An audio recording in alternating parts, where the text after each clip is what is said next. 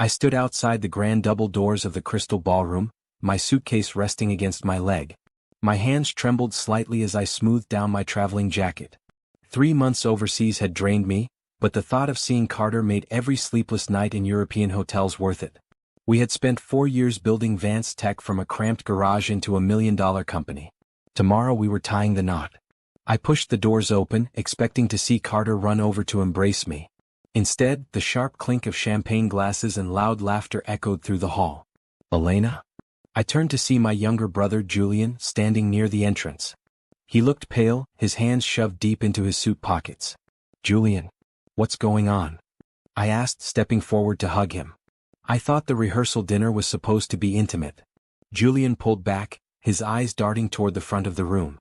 "You shouldn't have come back early, Elena. Things have changed." "What are you talking about?" I frowned, my heart tightening. "Where are Mom and Dad?" Julian swallowed hard and pointed toward the back corner of the room, right next to the swinging kitchen doors. I followed his finger and froze. My parents, 2 gentle, quiet people who had taken out a second mortgage on their small house just to fund my initial software prototype, were sitting at a small, wobbly card table. Dishes clattered loudly beside them as waiters rushed back and forth. My mother was nervously holding her purse in her lap, while my father stared down at his water glass. "Why are they back there?" I demanded, my voice dropping to a dangerous whisper. "Carter arranged the seating," Julian said bitterly. "He said the front tables were reserved for key investors and distinguished guests." I looked toward the front table, directly beneath the crystal chandelier. Sitting right beside Carter was Chloe Bennett, wearing a designer silk dress. Her parents sat next to her, laughing loudly as Carter poured them more vintage wine. Chloe Bennett, Carter's ex-girlfriend who had abandoned him years ago when he was broke, only to re-emerge the moment our company hit its first major profit margin. "Excuse me," I said, my blood beginning to boil. "Elena, wait." Julian called out, but I was already marching down the center aisle. As I approached the main table, Carter turned. His broad smile faltered for a fraction of a second before he quickly smoothed his expression and stood up. "Elena, you're back early," Carter said, stepping forward with open arms as if nothing was wrong. "We weren't expecting you until tomorrow morning." I sidestepped his attempt at a hug, my eyes locked on his.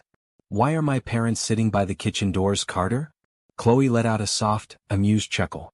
"Elena, darling, please don't make a scene. It's a seating arrangement, not a political statement." "I wasn't speaking to you, Chloe," I snapped, turning back to my fiancé. "Answer me, Carter. Why are the co-founder's parents banished to the back of the room while your ex-girlfriend's family sits in VIP?" Carter grabbed my elbow and pulled me toward the side hallway, away from the watching eyes of the guests. His tone dropped, losing its warm public persona and turning cold and practical. "Keep your voice down," he warned. "Chloe's father is considering a $5 million angel investment in Vance Tech. We need them happy. We don't need their money," I said, pulling my arm out of his grip. "Our European expansion deal just closed. I signed the paperwork 2 days ago. We have plenty of capital." Carter adjusted his cuffs, refusing to meet my eyes. "About that, there have been some structural changes while you were away." A cold pit formed in my stomach. "What kind of changes?" "The board held an emergency meeting last week," Carter said smoothly, as if reading from a business memo. "Given your extended absence and the stress of planning a wedding, we decided it was best to streamline management. I've assumed the role of sole CEO. You've been transitioned to an advisory board member." I stared at him, completely stunned. "You did what?" "I founded Vance Tech. My name is on the patents. And I managed the operations that made those patents valuable," Carter replied coldly. "You're too emotional, Elena. Look at how you're acting right now over a simple seating arrangement. You lack the composure required for high-stakes corporate leadership." "Composure?" My voice trembled with rage. "You stripped me of my position in my own company, and you humiliated my parents in front of hundreds of people." "Your parents are nice people, Elena, but let's be honest," Carter said, crossing his arms. "They're retired factory workers. They don't fit the high society image Vance Tech needs to project right now. Having them at the head table alongside million-dollar investors would have been awkward for everyone." I felt as though the air had been kicked out of my lungs. The man standing before me wasn't the passionate, supportive partner I had fallen in love with. He was a stranger, a ruthless climber who was using my hard work to buy his way into a world he didn't belong to. "They sacrificed everything so I could build this company," I said, my voice barely above a whisper. And you treat them like trash. I treat them like reality, Carter scoffed. Now pull yourself together. Put on a smile, go sit with your family, and we will talk about your corporate share redistribution after the wedding tomorrow. Share redistribution? I repeated. Just go sit down, Elena, Carter sighed, turning his back on me. Don't ruin our night. I watched him walk back to Chloe's table, sliding his arm around the back of her chair as she whispered something in his ear. They both laughed. I stood alone in the hallway, my chest aching with an unbearable weight. But as I looked across the room at my mother's timid smile and my father's quiet dignity, the pain in my heart hardened into pure steel. They thought I was defeated. They thought I was just an emotional bride who would bow her head and accept whatever crumbs they threw me. They were wrong. I stepped out of the noisy ballroom, my heels clicking sharply against the marble floor. I needed answers, real answers, away from the fake smiles and clinking glasses. I marched straight to Carter's private office at the back of the venue. I didn't knock. I pushed the door open and stepped inside.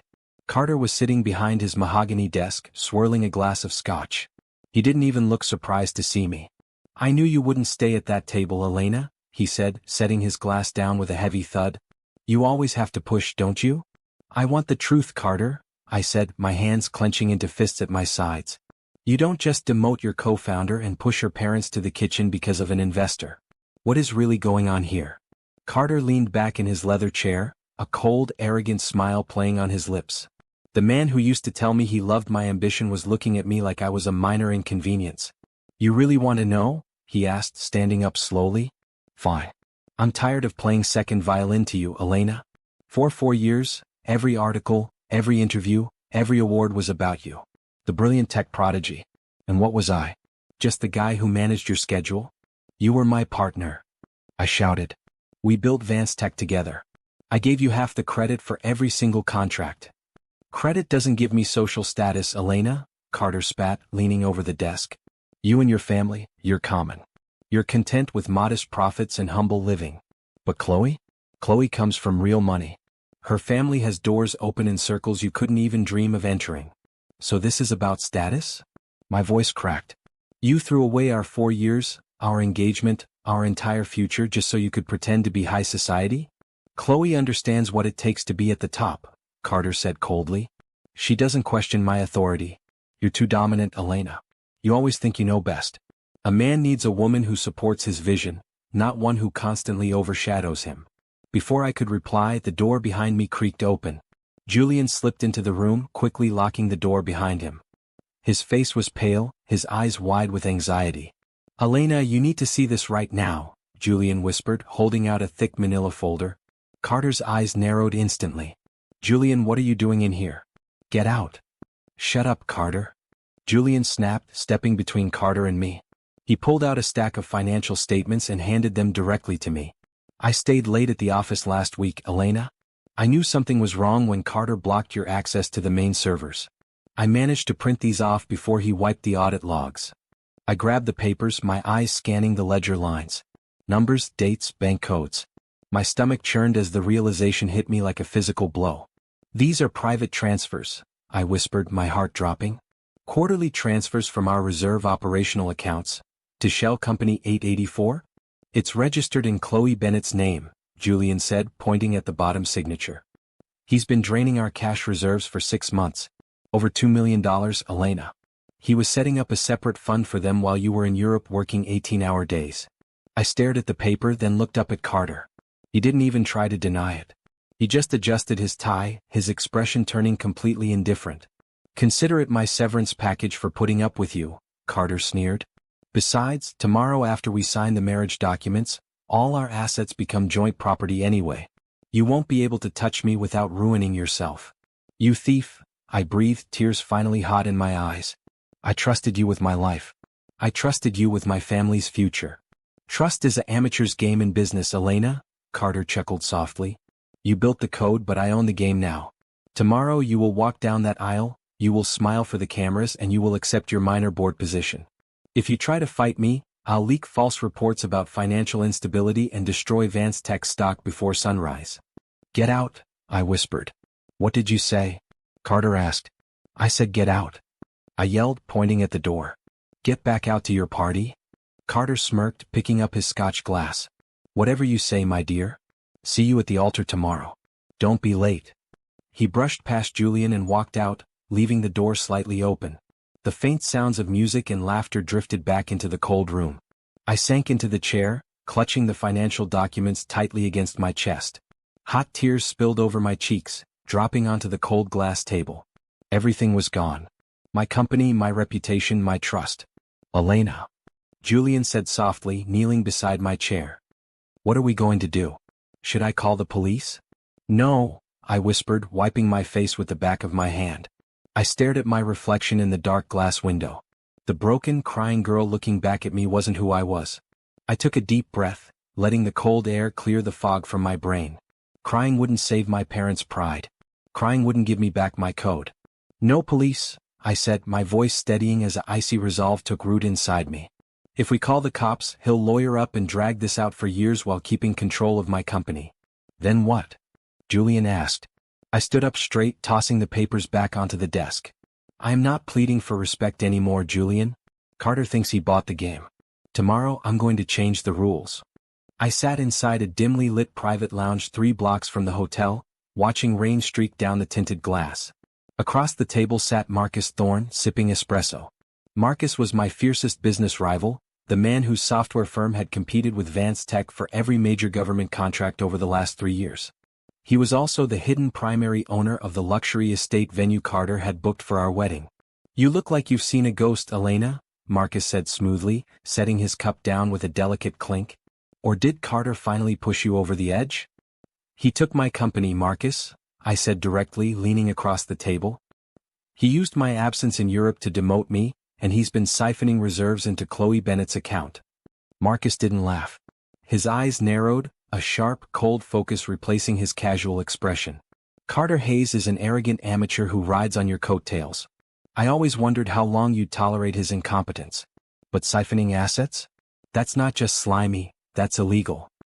He thinks he's locked me out, I replied, pulling a flash drive and a stack of legal documents from my coat. He believes that once we sign the marriage license, his control becomes absolute.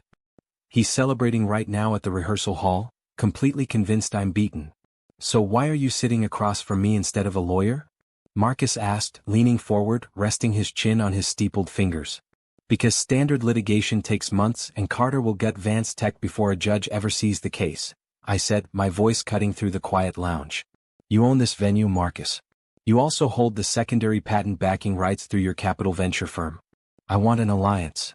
Marcus smirked, a flicker of genuine amusement crossing his features. I'm listening. I hold 35% of Vance Tech's equity that Carter couldn't touch without my direct signature, I explained, sliding the folder across the marble surface. I will sign those shares over to Thorne Enterprises tonight. Marcus paused, staring at the paper before looking back up at me. That gives me board dominance over Carter the second I file it.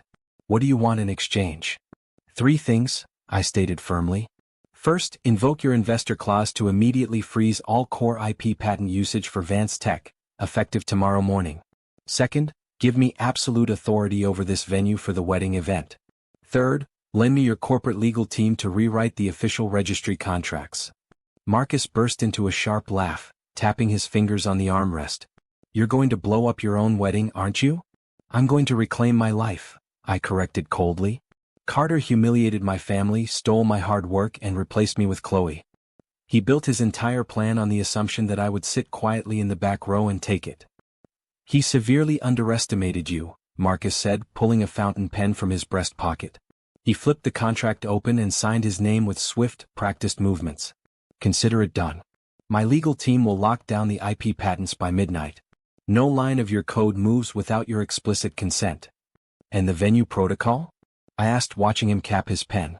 The venue manager answers directly to me, Marcus replied with a wicked smile. As of this moment, you own the building for the next 48 hours. Whatever changes you make to the guest arrangements, the security team, or the stage lineup will be executed without question. Good, I said, a wave of cold satisfaction washing over me. Because I need to make extensive adjustments to the guest seating, the press access, and the marriage registration documents. The marriage registration? Marcus raised an eyebrow. Are you still planning to walk down that aisle? Oh, I'm walking down the aisle, I said, leaning back in my seat. Carter invited 50 top-tier tech investors and media outlets to watch him claim his victory. I'm going to give them a show they'll never forget. But when the Justice of the Peace asks for the Groom's signature on the official corporate partnership registry, Carter's name won't be on it. Marcus let out a quiet, appreciative whistle. You're changing the Groom on the official documents? The contract Carter drafted blends our marriage with our joint corporate ownership, I explained. He thinks he's signing a contract that gives him full power over my life's work. I'm altering the legal terms so that the moment he signs his portion, he surrenders all administrative authority to the new majority shareholder. Which is now me, Marcus realized, his smile widening. You're handing me his authority while taking away his legal leverage. And I need you standing at the front of that room, Marcus, I added, looking him straight in the eye. Not as a guest, but as the partner taking control. Marcus leaned back, looking at me with fresh respect. Elena, you are far more dangerous than I gave you credit for during our bidding wars. I love it. Carter mistook my kindness for weakness, I said, my voice dead steady. He thinks he's marrying a pushover who will fix his mistakes. By tomorrow afternoon, he won't have a company, he won't have a bride, and he won't have a single dollar left in that shell account. My team will have the updated documents ready within 2 hours, Marcus said, standing up and extending his hand. I'll personally handle the security staff for the ceremony. No one gets in or out unless you approve it. I shook his hand, feeling the solid strength of a real agreement built on mutual respect, not lies. Thank you, Marcus. Don't thank me yet, Elena, Marcus replied, his eyes gleaming with anticipation. Go rest up. You have a very big wedding to ruin tomorrow. I left the lounge and walked out into the cool rain, pulling my coat tight around my shoulders. My phone buzzed in my pocket. It was a text from Carter. Make sure your parents wear something decent tomorrow. Chloe's friends are taking photos. I deleted the message without replying. I smiled softly as I watched the storm clouds gather over the city lights. Carter had no idea what was coming. He thought tomorrow was the day he conquered my world, but he was actually walking straight into my trap. The grand ballroom hummed with the chatter of 100 tech elites, reporters, and photographers. I stood behind the towering double doors, feeling my heart beat with steady, deliberate power. Gone was the white wedding gown Carter had chosen for me. Instead, I wore a tailored, floor-length dark crimson dress that felt like armor. Are you ready, sweetheart? My father whispered, adjusting his suit jacket. My mother squeezed my hand, her eyes shining with quiet pride. I've never been more ready, Dad, I said softly. Let's fix these seating arrangements once and for all. The heavy wooden doors swung open. The crowd's quiet murmurs instantly dropped into a stunned silence. Flashes blinded me as reporters caught sight of my crimson dress, but I kept my head held high. Carter stood at the altar in a crisp tuxedo, flanked by his groomsmen.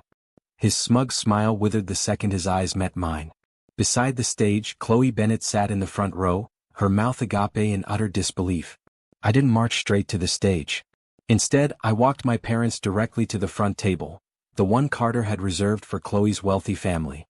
Excuse me, I said, my voice carrying clearly over the soft background music as I looked at Chloe's parents. You're sitting in my family's seats. Elena, what is the meaning of this outfit? Chloe hissed, standing up. You are embarrassing Carter in front of the entire press. Move, I said, my tone as cold as ice. Julian stepped forward, calmly guiding my parents into the front row leather chairs.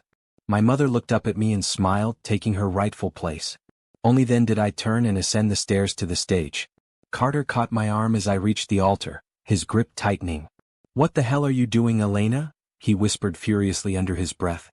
Where is your wedding dress? Why are your parents sitting up front? You're ruining everything.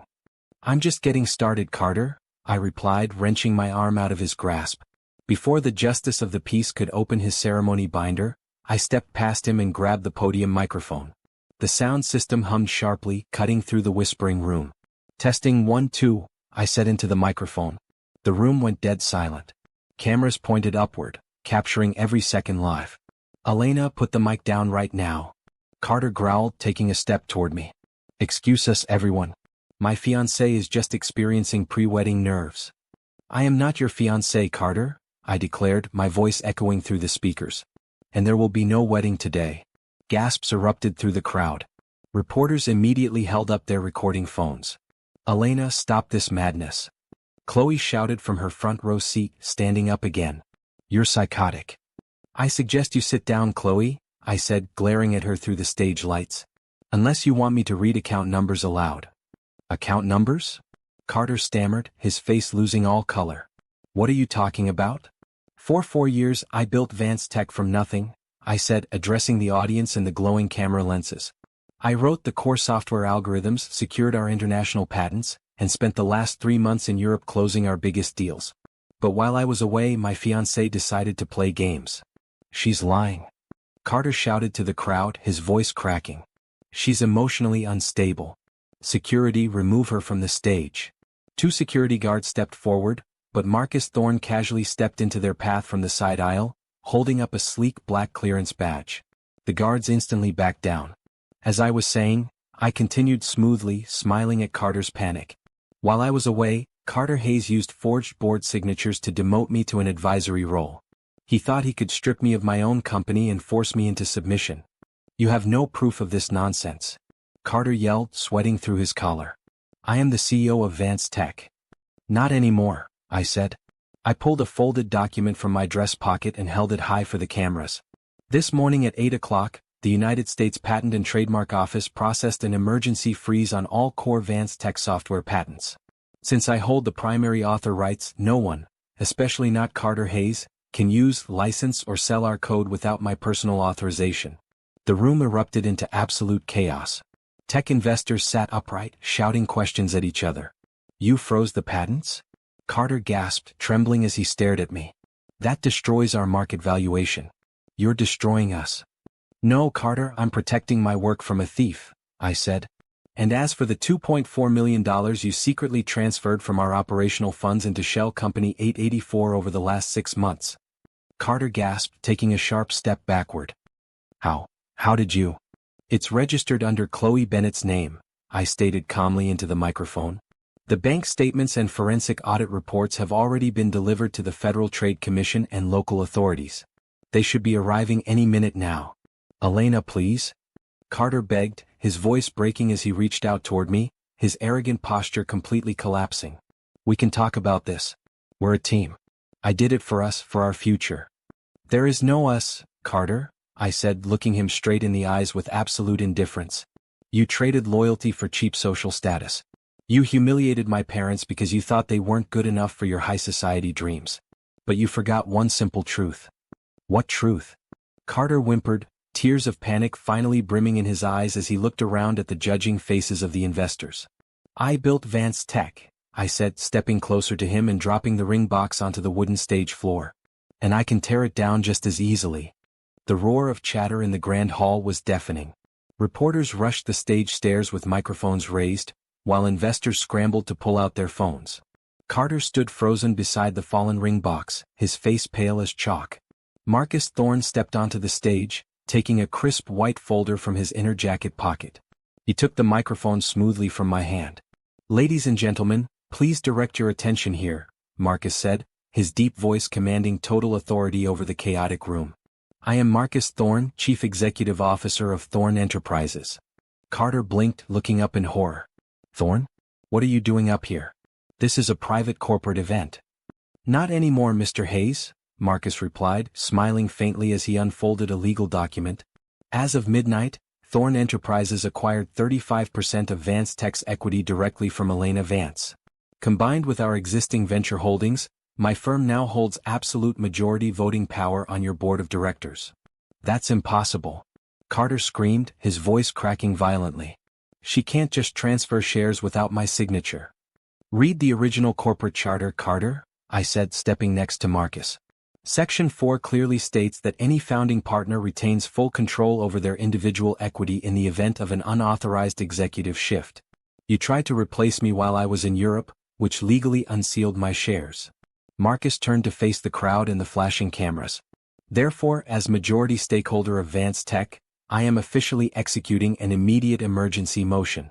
Carter Hayes is hereby stripped of all administrative authority, effective immediately. He is fired. A heavy silence fell over the room before exploding into shouts. Fired? Carter echoed softly, stumbling backward against the floral altar arch. You can't fire me. I am the face of this company. You were the face of an empty shell, Marcus corrected coldly. And since Thorne Enterprises also owns this hotel venue, your reservation is revoked. You are trespassing. In the front row, Chloe Bennett stood up, her jaw clenched as she grabbed her designer purse. Mom, Dad, let's go. Right now. Chloe, wait. Carter pleaded, scrambling down the stage steps toward her. Where are you going? Help me explain this to them. Chloe pulled her arm away from his desperate reach, sneering at him with total disgust. Get away from me, Carter. My father was going to invest $5 million because you said you own the company. You're just a penniless fraud. Chloe, please. I transferred the money to your account for us. Carter yelled, grabbing her dress sleeve. I did everything you wanted. You used my name to steal money. Chloe shouted back, loud enough for every reporter to hear. I had nothing to do with your illegal schemes.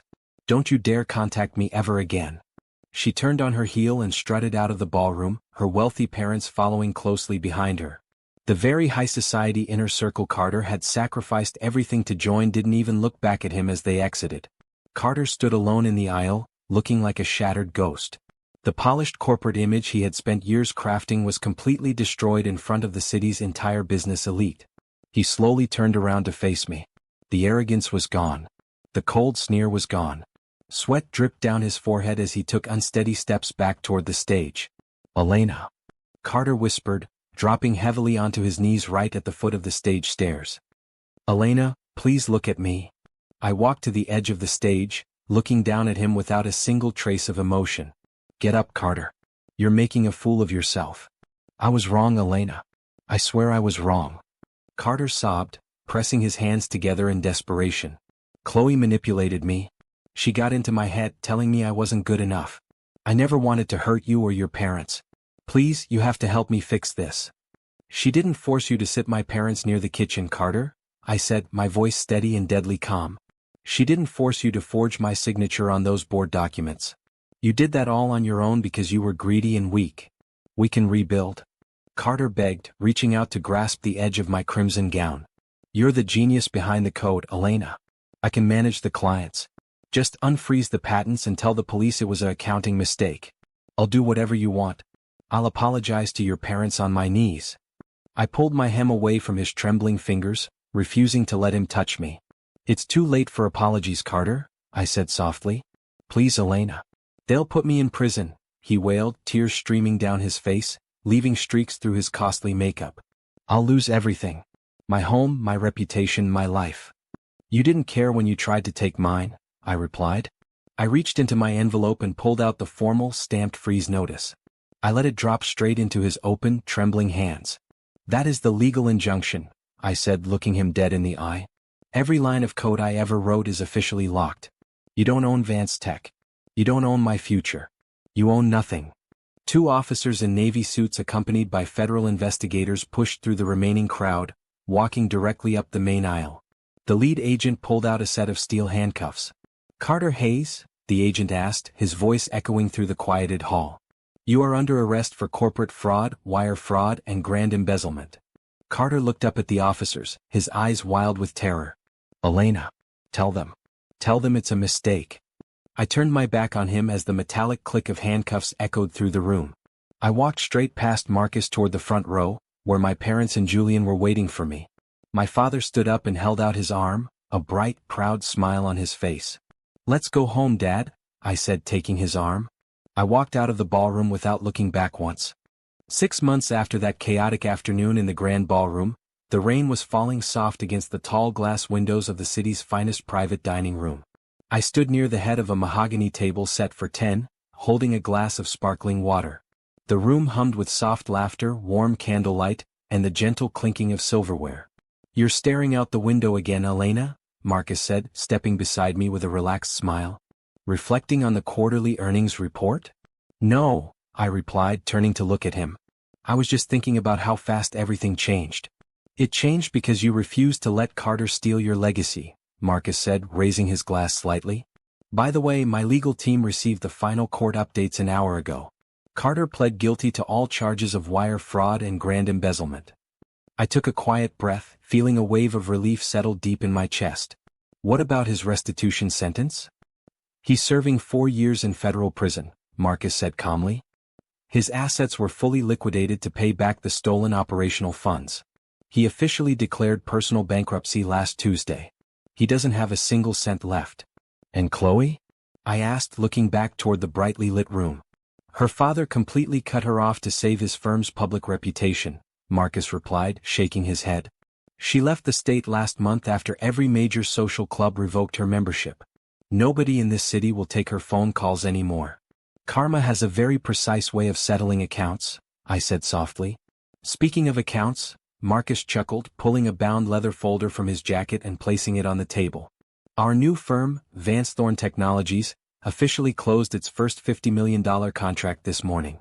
The original IP patents you reclaimed are now the backbone of the entire regional security network. We built it right this time, I said, looking him in the eye. No hidden shell accounts. No backroom betrayals. Just real work and total integrity. And a 50-50 partnership, Marcus added with a warm nod. A true partnership. Elena. Come sit down, my mother called out from the head table, waving her hand with a bright smile. The food is getting cold. I walked over to the table where my family sat.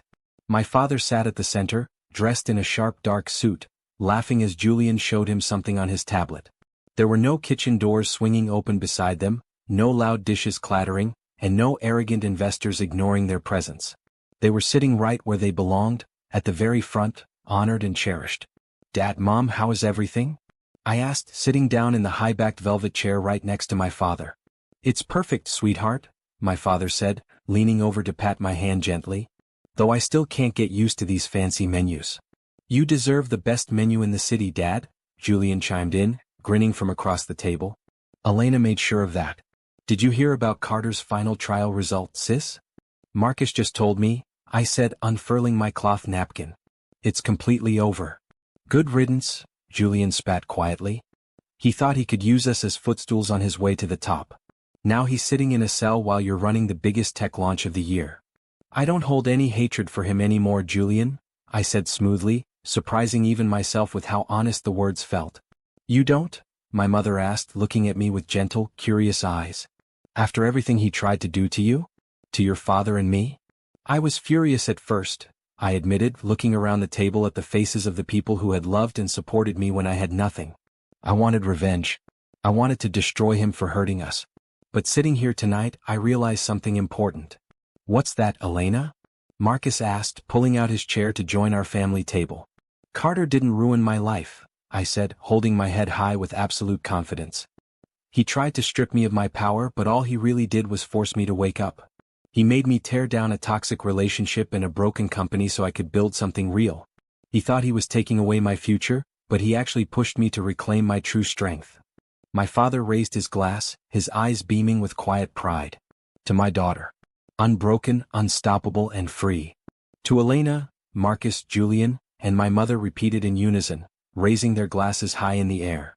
I raised my glass to meet theirs, the clear chime echoing softly through the warm, beautiful room. For the first time in 4 long years, my mind was entirely clear and my heart was totally at peace. I wasn't fighting for respect anymore. I didn't need to beg anyone for a seat at the table. I had built my own empire from the ground up, and I was finally in total control of my destiny.